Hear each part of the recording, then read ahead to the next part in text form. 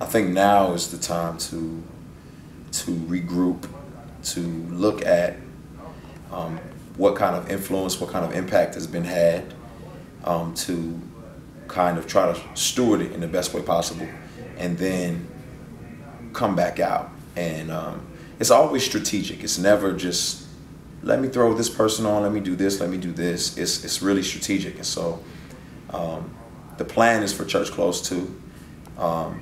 We'll probably tackle some tougher issues. We'll probably talk about some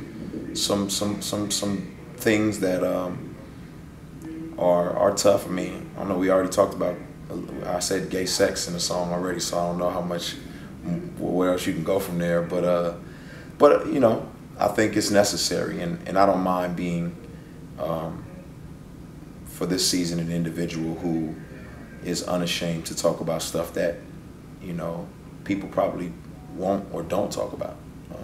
So, but in a way that I think honors God, in a way that is not reckless and doesn't take into consideration that I have a viewership and a following of people with a diverse demographic. So, you know, that's kind of where my head is at right now.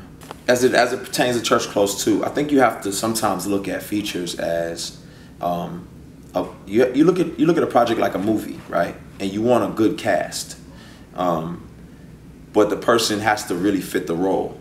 So, you know, I don't know if I want a 40-year-old Will Smith to play a high school student undercover, right? That doesn't make sense. So I wouldn't cast him for that role, even though he's a great actor. And then it's the same way. What I'm trying to do is, there may be great artists and producers and MCs, but do they fit the role, right? Like I'm not gonna go out and you know, put Waka Flocka on a song about, you know, I don't know, like, I don't need drugs or something like that. You know what I'm saying? It's like, that's not his lane. It's not his role, and that wouldn't make sense. And so it's all got to make sense. It's all got to fit cohesively. You know, the people have to make sense. And then on top of that, it's like, the thing about mixtapes is, they're really like,